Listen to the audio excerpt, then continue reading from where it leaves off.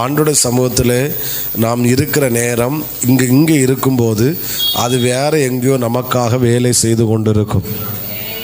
எத்தனை பேர் அதை ஒத்துக்கொள்கிறீர்கள்? அனனியாவிடத்திலே பவுலை குறித்து ஆண்டவர் சொன்ன வார்த்தை, அவன் இப்பொழுது ஜெபம் பண்ணி கொண்டிருக்கிறான். அவன் இப்போ என்ன செய்து கொண்டிருக்கிறான்? அவன் அமைதியாக உட்கார்ந்து ஜெபித்து கொண்டு தான் இருந்தான். ஆனால் அவனுக்காக தேவன் செயல்பட ஆரம்பித்தார். அப்போது நம்ம சபையாராக இங்கே உட்கார்ந்து ஜெபிக்கும்போது, நீங்கள் இங்கே உட்காரும்போது உங்களுக்காக தேவன் செயல்படுவார். அது மட்டும் இல்லை, சவுலுக்காக ஒரு அனனியாவை கர்த்தர் எழுப்புகிறார், அவன் பார்வை அடைவதற்காக. அப்போது நம்ம தேவ சமூகத்தில் காத்திருக்கும்போது தேவன் அமைதியாகவும் இருக்க மாட்டார். அது மட்டும் இல்லை, நமக்காக சில மனிதர்களிடத்தில் அவர் செயல்படுகிறவராக இருக்கிறார். பவுல் போய் அனனியாவிடத்தில் எனக்காக வந்து ஜெபம் பண்ணுங்க அப்படின்னு பவுல் கேட்கல.